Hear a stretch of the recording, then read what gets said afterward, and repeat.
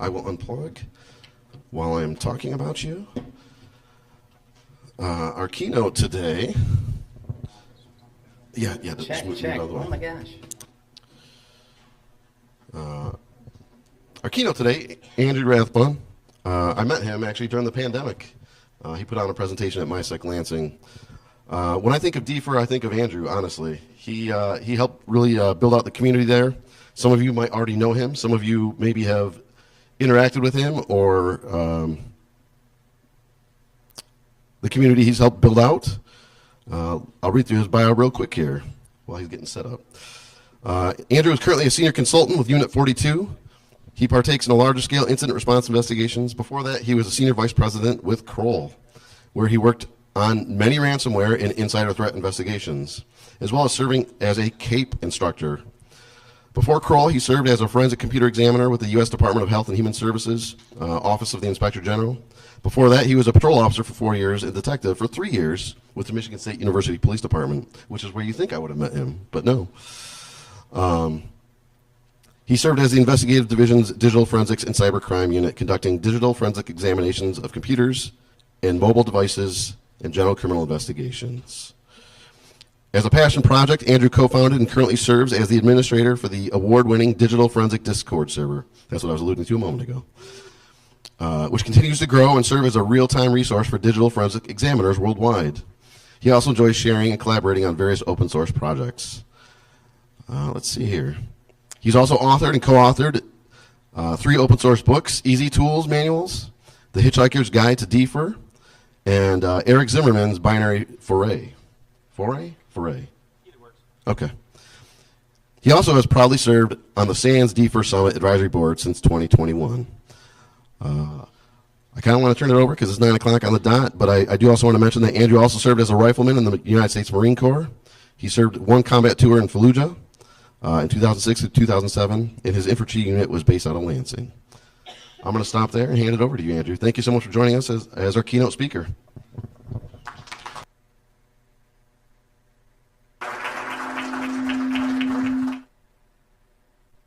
Can you hear me? Hold on. Can you hear me? In the back? Good? Ooh, I will stop that. You want the handout? Test. Test.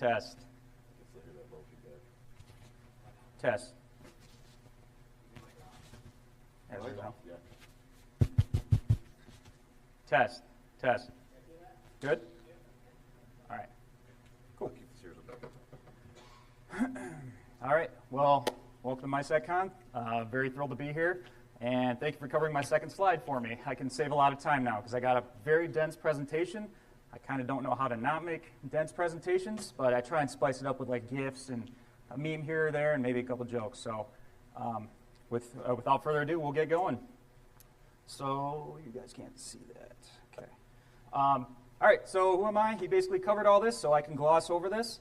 But basically, long story short, I started in the military, became a cop, became a detective, civilian law enforcement, and then last 5 years I've been in incident response at Kroll and Unit 42. My experience at Kroll and Unit 42 is basically the inspiration behind this talk. Everything I'm talking about is based on what has come through the door while I've been working at either of those places. So it's IR is kind of like an emergency room. Like if cybersecurity is like a big ocean, or a big city, I should say, then incident response is like kind of the ER. So whatever comes through the door, you just have to deal with it. Whether it's good, whether it's bad, whether the logs exist, whether they don't. So everything that I've observed that has come through the door in terms of host analysis is what I'm talking about today, that hopefully is going to help IT professionals, sysadmins, basically make the evidence that is provided to me when you guys engage with us, when, not if, an intrusion happens, because let's be real, it's an unwinnable battle. Am I wrong? Right? So make the evidence as high fidelity as possible so that I can answer the questions that we all have as best as possible. So let's see. Yep, you covered everything, so thank you for that. So we got some administrative stuff, some level settings, some terminology I want to cover just to make sure we're all on the same page, because I can't assume, you know what I know, and I can't assume, I know what you know. So I am an incident responder, a digital forensic examiner, kind of synonymous. Whoops. Kind of synonymous. I'm not an IT professional, never have been, never been a sysadmin. Couldn't tell you how to set up Active Directory, have no idea. I don't think I've ever touched actual physical firewall in my life. Looked at logs, couldn't, never looked at a firewall. Never provisioned a device for anyone, phone, computer, never did that. You look at my education on the previous slide, criminal justice, sociology, human resources. Why am I here? On paper, I'm not qualified, right? So the scope of this is anything Windows. I don't care if it's in the cloud, if it's on-prem. It's all about that OS partition and the artifacts that lie within. All the hits, registry hives, event logs, and whatnot. That's what we're talking about. So not only the OS drive, but also any NTFS partition data drive that's attached. And I'll get into the NTFS stuff a little bit later, as much as I can in the limited time that I have. So again, this is for IT professionals, sysadmins, and really anyone who controls anything to do with the Windows endpoint. So when I'm doing host analysis, kind of the two main questions I have, outside of like the obvious stuff that's going to exist, like registry hives, event logs, MFT, all that stuff. I'm going to totally kick this again. Is, does this artifact exist? And if it does it cover my time frame of interest?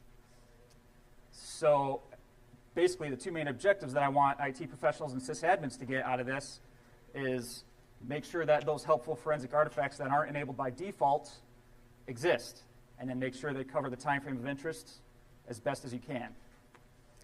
Because no one can predict when something's going to happen, obviously. If you could, then you would make sure logging is available for that. But you can only do the best you can do.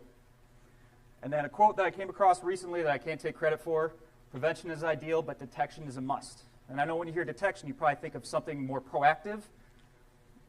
I'm coming at it from the perspective of, triage, forensic image, that sort of thing. Kind of detection on the back end. Like, things have already happened, and I'm here to clean up the mess. The way I always explain, like, my job to someone who doesn't know anything about tech is, think of it like a 100-car pileup on the highway, and the officers that got to respond and try and figure out what happened, and that's my job, basically, except the digital version of that. So I want to make sure the logging is there, the artifacts exist that are going to log, yeah, this car hit that car, and this, and this person's at fault. Yeah, just one way to put it. So some key terminology I'm going to use throughout this. I use evil.exe a lot when I'm just talking about just a malicious binary. Who knows what it's named? They're typically named 1.exe or SCV host or what have you. I just say evil.exe because it's just kind of an umbrella term. So when I say that, that's what I'm referring to. Could be like rclone renamed, a ransomware binary, what have you.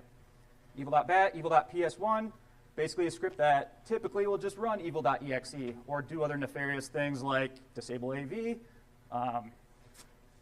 exfil, anything. Nothing good, basically. So when I say evil.bat, evil.ps1, whatever one I choose to say at the time, that's what I'm referring to. And so triage, just in case no one knows what that is, it's basically taking the 1 to 2% of files that are on an OS partition and answering 95% of the questions that we have in an IR engagement with just those artifacts. A lot of times there's no reason for a complete forensic image. I'm not looking at the 900-some EXEs that are on disk or the 5,000 DLLs. Why do that? There's no reason. So that's what I mean by triage. And I'll show an example of this in, I think, the next slide. And then live response and dead box forensics. I'm sure a lot of you are kind of familiar with live response. It's like checking running processes, network connections, all the things in like an EDR tool, XDR, whatever you want to call it. That's live response. I typically work in kind of the dead box world where I'm being provided an EO1 or a VMDK or a VHD or like a triage package pulled from a host that's online right now. So when I refer to triage, this is kind of what I'm talking about. Again, it's got all the hits there, the event logs, registry hives, the NTFS metadata artifacts, the user artifacts that are in app data local roaming, the recycle bin artifacts, SUM and SRUM. I'll get into, spoiler alert, I'll get into SRUM a little bit later. But this is what triage looks like. So whenever I say triage, look at these artifacts here. That's what we're talking about.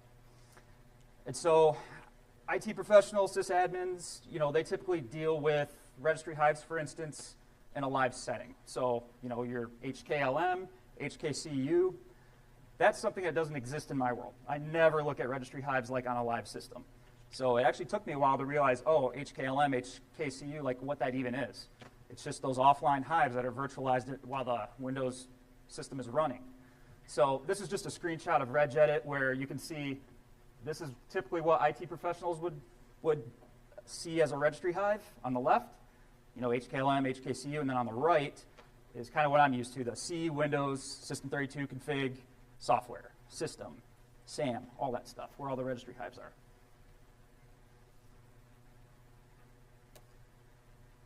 All right, so this is kind of the last administrative slide, but I'm a big fan of luck is preparation meets opportunity. So we are here to prepare. This is preparation. You guys are here to, for some reason, hear what I have to say, and hopefully you guys will get something out of it and be more prepared, have better evidence to hand over when, not if, an incident happens, the unfortunate reality. The opportunity, I'm sure, will come at some point in time, and then hopefully you will have better luck to answer the questions that you will have. How did this happen? When did this happen? With what accounts? What were they doing? What was eagle.exe doing? What was evil.bat doing? Etc. All right, so we have 7 recommendations to go through. First one is just increasing the default event log size. So the default is typically around 32 megs, give or take.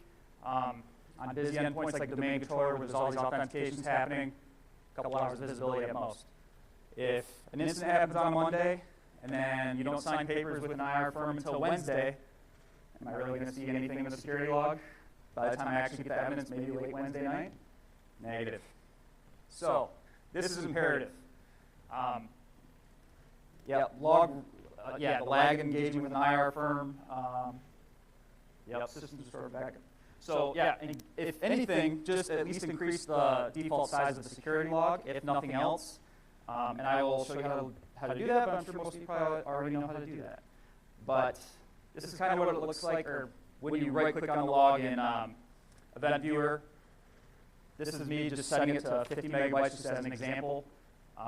And if you're hesitant to do this, to increase the log size, can you at least just enable log archiving? Because then you're still keeping the default size, but as the next slide will show,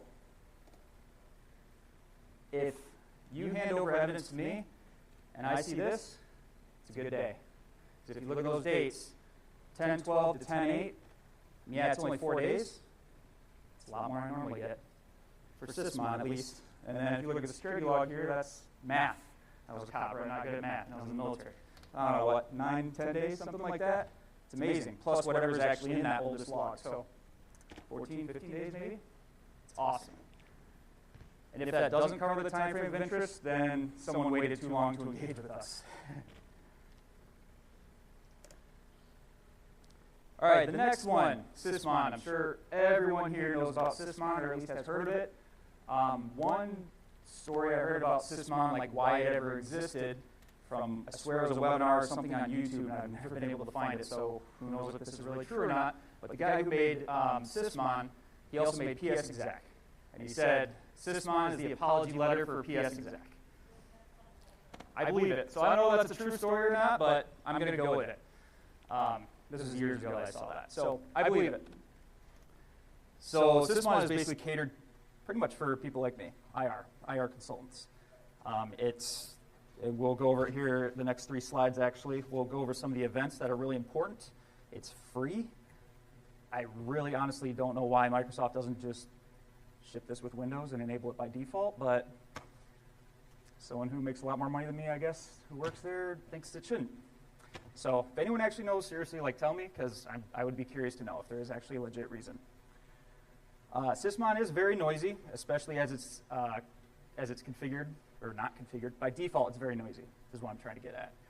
It can be configured. I'm not going to lie, I've never done that before. On all my systems, I just install it because being there is better than not being there. So, yeah, and if you don't pay for an EDR, which it seems like, pretty much every company has an EDR nowadays, Again, it's free. You might as well just install it, and we'll go over some of that these next 3 slides. I'm not going to spend a ton of time on these slides because, frankly, Microsoft's website's a lot better for that. If you just search Sysmon and go to the Sysmon events, you can get a lot more detailed descriptions of these events. But I bolded some of my favorite ones. Process creation, that's great. That's awesome. That's one of my favorites. 2, time stomping. Has anyone ever heard of time stomping before? Just show of hands. Okay. So just a quick example of what time stomping is it's basically changing the created time or the modified time of a file. So bad guys will do this when, let's say, they drop evil.exe. Let's say the incident window's an hour, okay? So let's say RDP session start, RDP session end.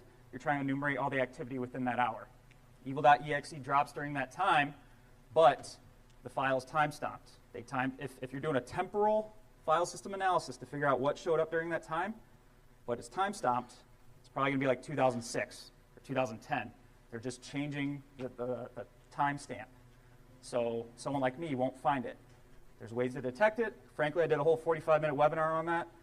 I wish I could cover more on this now, but Sysmon, install Sysmon, event 2. And then image loaded is another great one. Again, I don't have a ton of time to go through each one of these, and the site is much better. File create, I'm going to get into an artifact a little bit later that covers the same thing, but when bad guys are there, they're dropping files. I want to know about it. I want to see it. And they're also deleting files. Number, 23? I want to know about it. And another artifact I'm going to cover later on does cover that, but I'll explain some of the challenges with that one. And then process tampering, that's huge in malware. And I want to see it. So just to wrap up on Sysmon here, one of the things that I found kind of frustrating with Sysmon is you can't just update it. You have to uninstall it and then reinstall it. I'm sure some people have done that before. But just as a heads up, you can't just install it in 2021 and leave it forever, because like 3 years ago, it only went up to event ID 22. Now it's on 29, so you're missing all that, plus whatever bug fixes or security fixes. So just know to update it. You can't set and forget it. It's now automated. Uninstall, reinstall. So again, it can be customized to reduce noise and increase fidelity. A lot of people use the Swift on security config. I've never used it, frankly, but it's highly recommended all over the internet. So believe everything you read on the internet, right? So again, default is better than nothing. If you don't want to install Sysmon, can you at least, and shout out to my 5-year-old who would love this, enable 4688 events. Okay, this is called process tracking, creation, command line auditing. It's basically Sysmon event 1, which is process creation. It's on Windows 7 and newer. That's how you get there, that 4th bullet point there. It's going to be voluminous, of course, but I'd rather have it and not need it than need it and not have it. And again, this is going to go back to increasing the size of the security log, because once you add this, that 32 megabyte security event log is going to fill up a lot quicker. So this is how you would enable it. There's going to be a lot of GIFs in the loop. So you double click on there. I'm sure there's a way to do it via GPO again. Never done that enterprise-wide. I'm sure you guys are like, oh, I can do this way easier than what he's showing here. But for the purpose of demonstration, this is how you do that. And the next thing you got to do, follow the steps. And then it's default not enabled, change it to enabled. You will then start seeing that. And that is money. That could be evil.exe, doing whatever it's doing, encrypting all attached drives. You see the drive layers, it's passing creds. You can see that in the command line. It's looking for things like finance, payroll, HR, stuff like that. There are scripts that will automate exfil or files and folders that are named certain things to then zip them up and take them away. So what this looks like on the back end for me is, this is kind of an ugly slide, but as I'm running tools to generate data, to generate screenshots for this presentation, this is the 4688s that were tracked. So this is basically me just running easy tools and a whole bunch of different commands. Now just think if this was evil, you can see everything that I'm doing. If you can read the syntax or know these tools, you can figure out what I'm doing. That's the whole point. If we don't have that, then we don't have that. And then Sigma rules, I don't have time to really get into this, but basically they're detection rules that are written for event logs. And what this chart is showing is that, what is it, 73% of the rules, at least as of 2022, were made for the 4688 event. So if you're not doing this if you're not enabling that command line auditing, you're missing out on really 73% of the rules that people like me are going to be using to try and find evil on your network. So,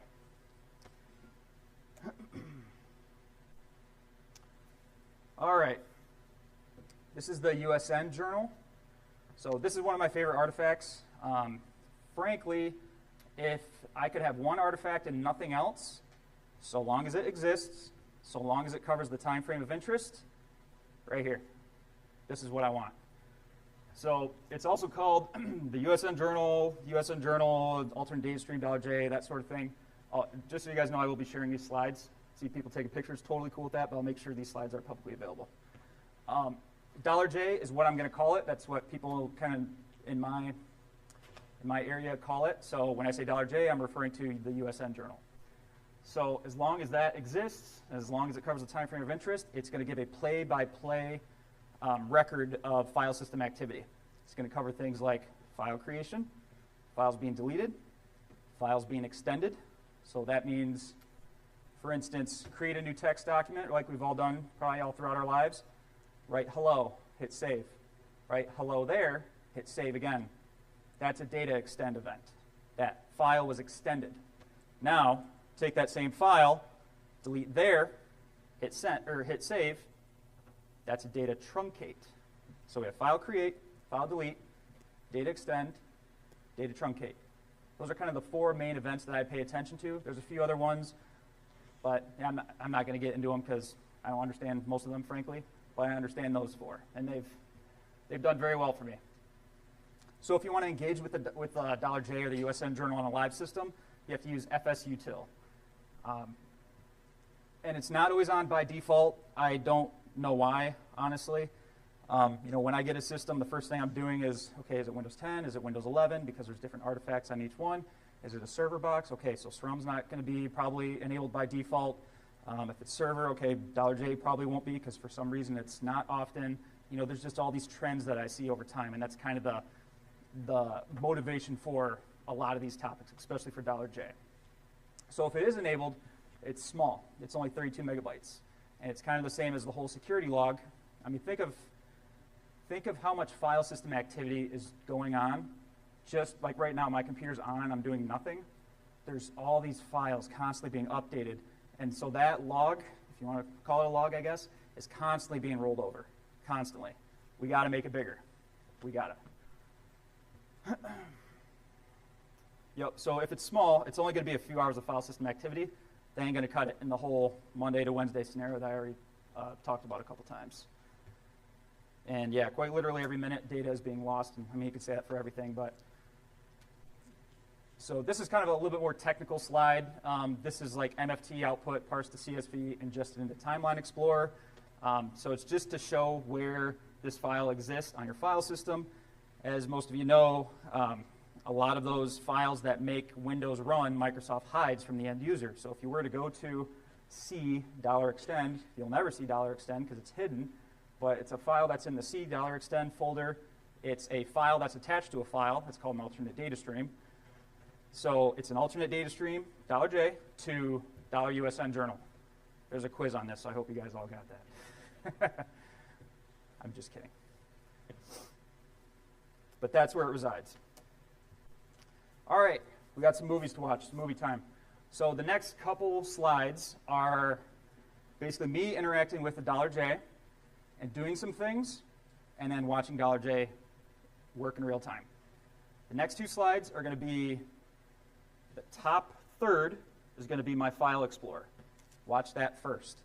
As I do things up there, watch what happens on the bottom two-thirds. It'll all make sense in a minute. So I'm going to be the first, there's two slides. I'm going to create a file in a folder, and then I'm going to delete a file in the folder. So next slide and the slide after that.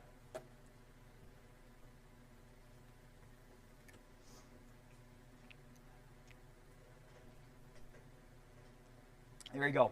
File and folder created. See how $J instantly? So you can see new folder test, file create. Everything's a file on an NTFS file system. So it's going to say file create regardless if it's a folder or not. So there you go.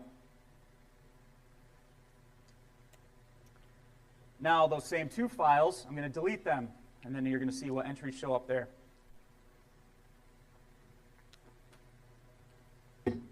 Believe it or not, file delete. That checks out. And you see how it's instant. So we have, all of us have validated that these timestamps are accurate.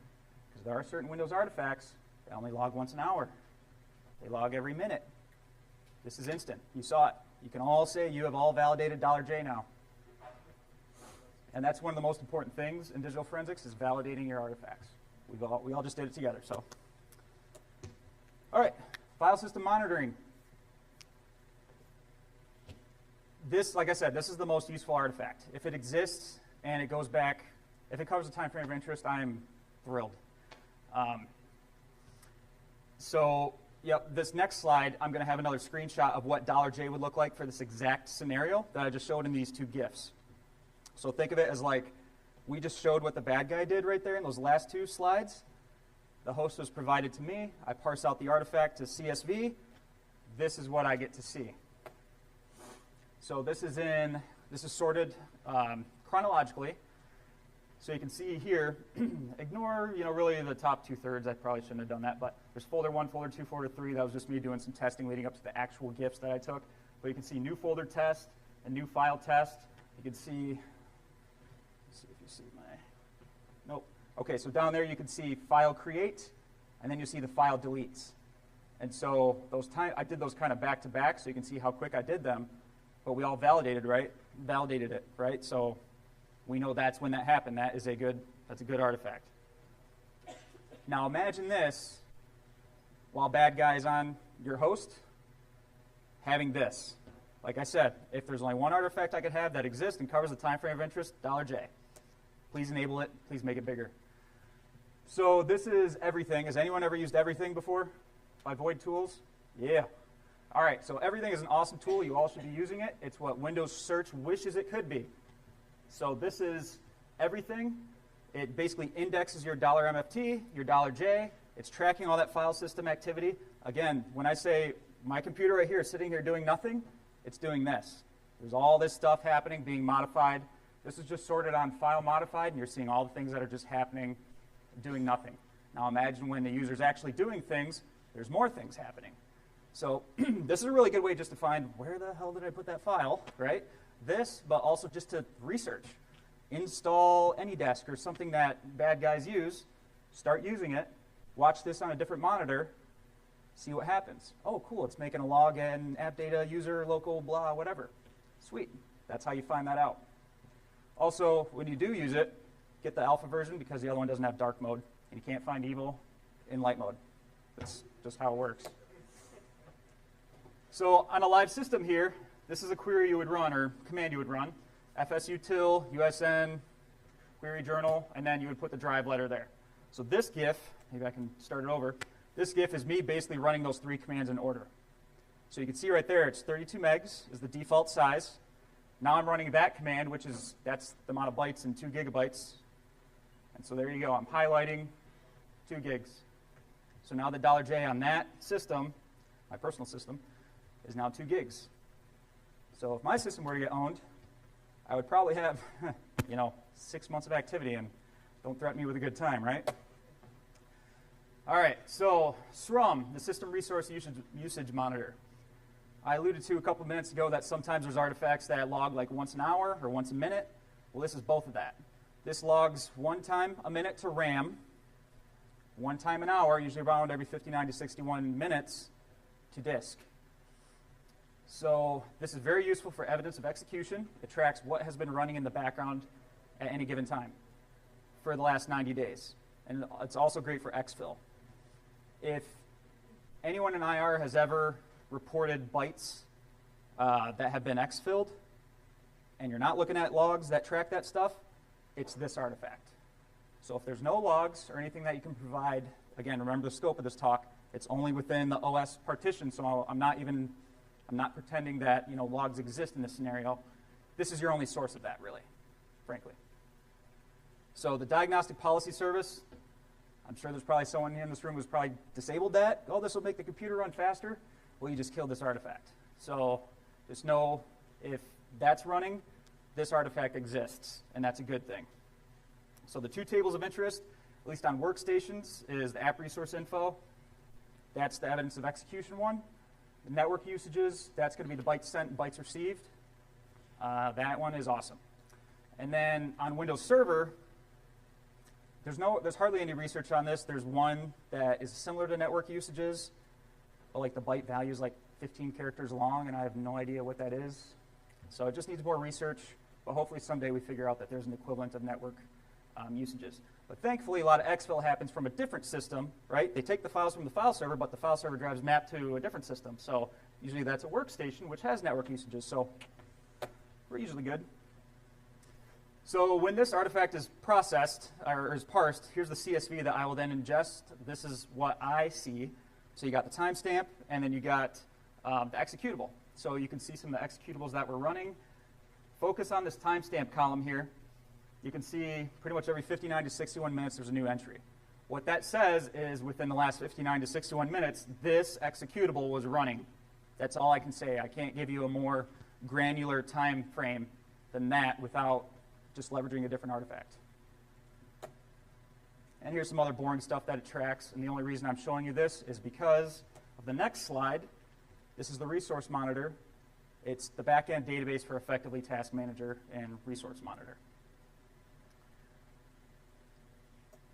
And then the network usages table looks like this. It's kind of the same thing. Timestamp, the exe, bytes received, bytes sent. Right there, that's the moneymaker. The timestamp and exe info columns are going to be the same as the previous table. It's just that bytes sent received is really the key takeaway from this table here. Here's an example of me using Directory Opus, which is what I use as a file explorer alternative. Basically, I was copying a bunch of files over to my NAS, and that's what it would look like for exfil. Within that hour, 23 gigs of data. So there you go. Whenever, pretend that's evil.exe, that's honestly kind of what it looks like. Right there, just a very large byte sent number. And in the context of all the other artifacts, the compromised account, doing the RDP session on whatever host, this happening during that, not good at math, but 2 plus 2 is 4, right? That's not good.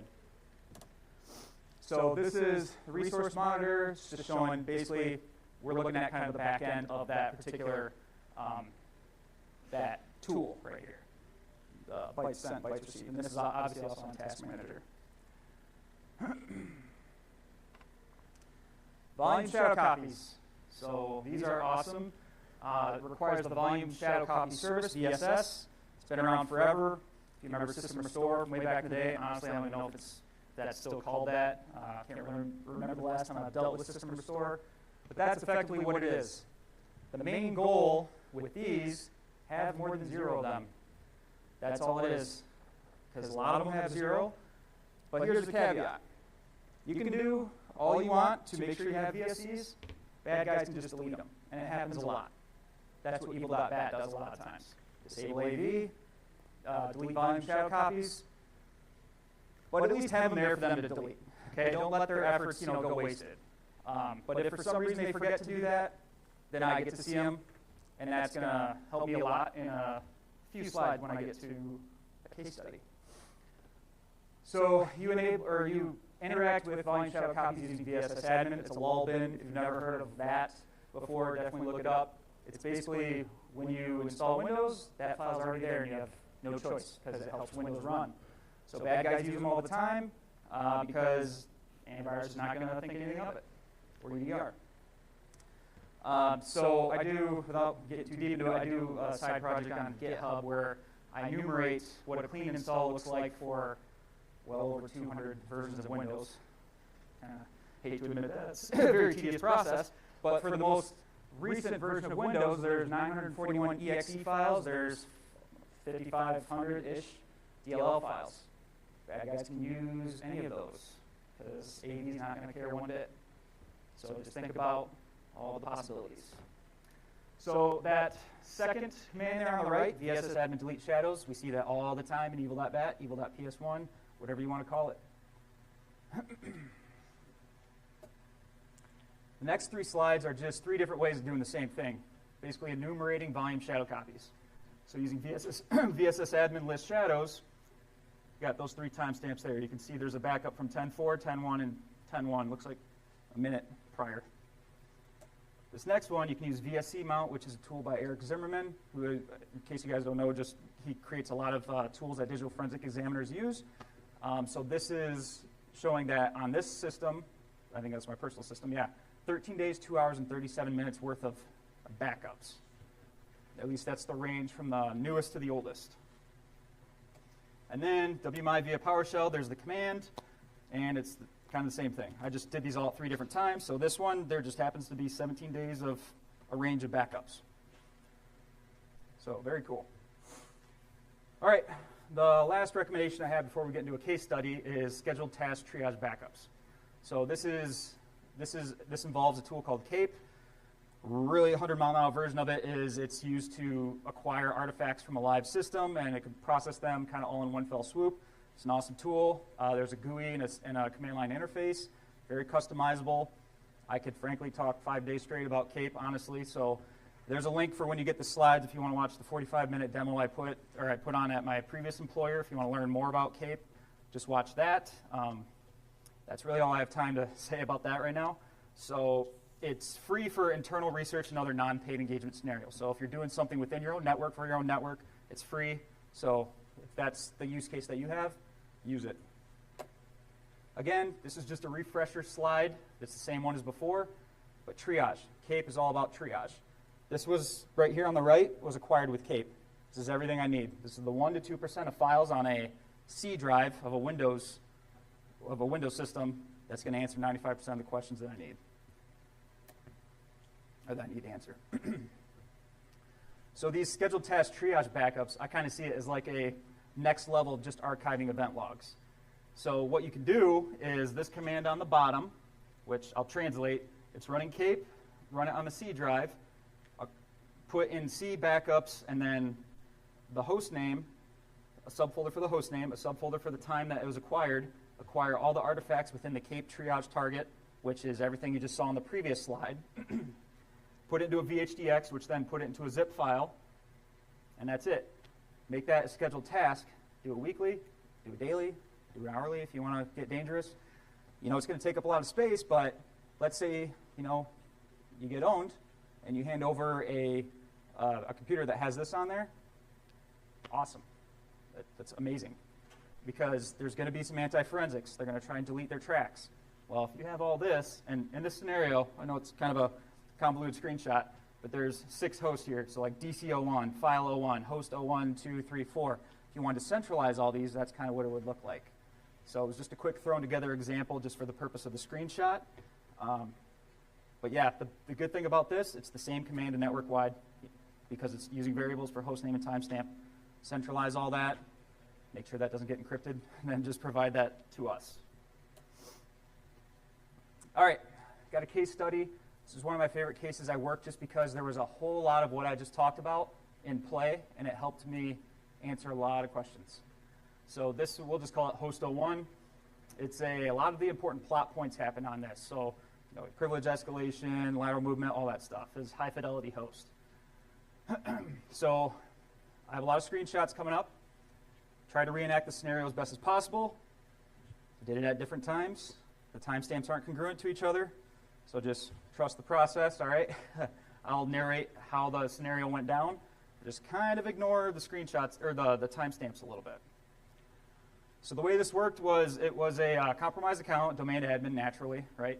RDP's into host 01. They download and run AnyDesk. Has anyone ever downloaded and used AnyDesk before? Okay. AnyDesk, you can validate this on your own after this talk. Go to anydesk.com, download it, click on it. Within 2 seconds of you downloading it, you now have AnyDesk up and running. Doesn't need to be installed, anything like that. I totally understand why bad guys use it, because instantly it's up and boom, you can connect, and you got your backdoor. It's wild. It'll prompt you to install it as a service later on, but why would they do that? That's noisy. So just be wary of AnyDesk. So while AnyDesk is during that RDP session, evil.exe is dropped, evil.ps1 is dropped, executed to execute evil.exe, whatever that may look like, whatever those are, right? $J, my favorite, was present and huge. It was like 6 months of activity. So that's like 5.5 months more than what I needed. Hey, don't threaten me with a good time, right? That's awesome. Because what's just as important as knowing what's bad is also knowing what's good. So if I have 5.5 months of good behavior, of file system activity, then all of a sudden I can see where things start getting weird, you know? And that's priceless. And then also there was like over 15 volume shadow copies on that. So awesome. All right, without getting too deep into it, AnyDesk, whenever you use it, there's an ad.trace log. Anytime you start a session, it creates this log, and then it does this nice little header that shows, you know, AnyDesk version, whatever, user, whatever. So I've looked at enough of these, and I know enough that the very first line is a whole bunch of asterisks, and then all that diagnostic info, and then a line of asterisks. Well, when I opened it up, what don't you see? You don't see that kind of header, right? So I'm like, huh, that's weird. Looked at a lot of these. Why is this one different? One of these is not like the other. So what it turns out, so this is what it's supposed to look like as a visual aid. The asterisks, diagnostic information, and whatnot. What I found is that ad.trace and $J look at the update reasons. File create, that's when the session started. Okay, again, this isn't going to make sense because bad guy would create that, and then by the time they start deleting stuff from ad.trace, it would probably be like an hour or two later, right? But again, don't pay attention to the timestamps. But this is what it looks like. This is me reenacting the scenario of ad.trace, deleting from it, hitting save, deleting, hitting save, deleting, hitting save. Data truncate, data truncate, data truncate, data truncate. They're wiping the tracks in this file. Now, I should have switched these two slides, but this is the best slide in the whole presentation because it ties everything together, in my opinion. So start from the bottom. When I analyzed this system, it was effectively that version, right? 10, 12, whatever the time is. Well, the threat actor was deleting ad.trace, let's say, during that time frame, those three right there. So 10.7, 1805, 1806, 1810, around that time frame is when they're doing that. And then, right above that, that was the version, the shadow copy that I examined before all that deletion happened.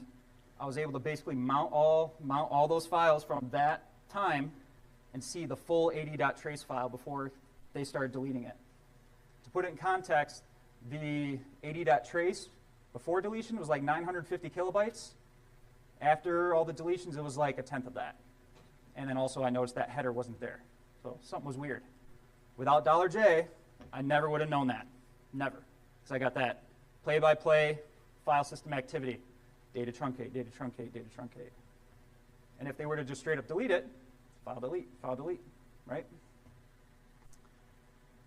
So this is from a different case. There was exfil on this case with MegaSync. Now, if you don't know anything about MegaSync, it's extremely sneaky. Everything's encrypted. If it does even exist, if anything is on disk, it's encrypted. And the second it's done using those files, it deletes them. So $J, quite frankly, is probably the only thing you really, unless you catch it while it's happening, it's the only thing that's going to help you. And so what I saw was these three files here. It's basically just one database with SHM and the wall file. It was gibberish underscore transfers, basically, right? Transfers. That's exfil. And I recreated this scenario on my own personal computer. Sure enough, as I'm exfilling, these files are being created. And of course, they get deleted. So I was able to say that exfil did happen. Yeah, I couldn't say what, right? But I could say it was happening. And that's more than we could say if we didn't have $J. So again, $J, if it exists, if it covers the time frame of interest, it's money. So these particular files were just data extend, because that means more files are being transferred, being uploaded. And it just keeps writing to that log. So that's what I saw there. All right, so as a summary, here's the 7 things that I covered. ultimately, I think it's going to have to come down to like a kind of a cost-benefit analysis, because really what I'm asking for is just more disk space. If you really want to boil it down. Increase the event log size, increase $J, do things that are going to cost more disk space. And thankfully, it's 2024 where disk space is pretty cheap, I would argue, especially compared to 10, 15, 20 years ago. So, it's just a cost-benefit analysis that I'm asking you to do at least. Consider at least increasing event log size, $J, and all that. Then, one of my favorite quotes is, if it's not written down, it didn't happen. And I'm sure we all use this in our day-to-day life. Really, these are just helping your computer write it down as it happens. That's all it is.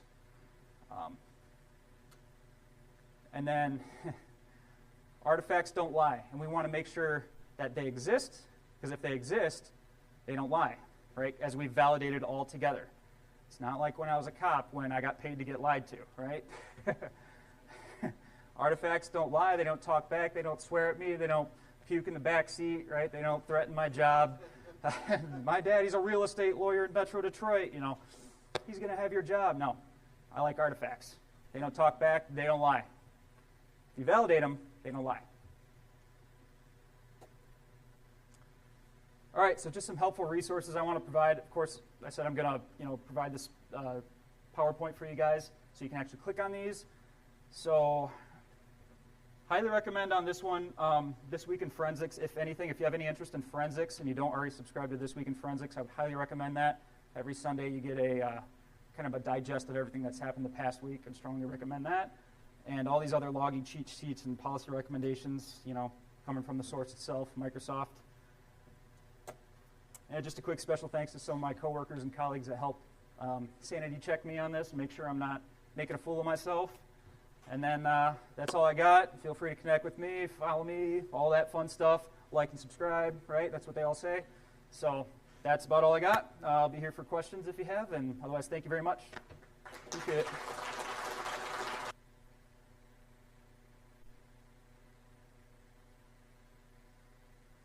I can actually. Hello? Oh, wrong one. Hi.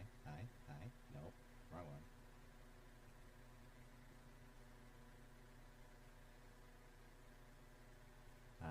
Hi. Oh, you guys, yeah, oh, look at it, it works. It's amazing. No, that's the wrong one. Gosh dang it. All three are up. Should be this one. No. That's the one. Okay, cool. All right, hi.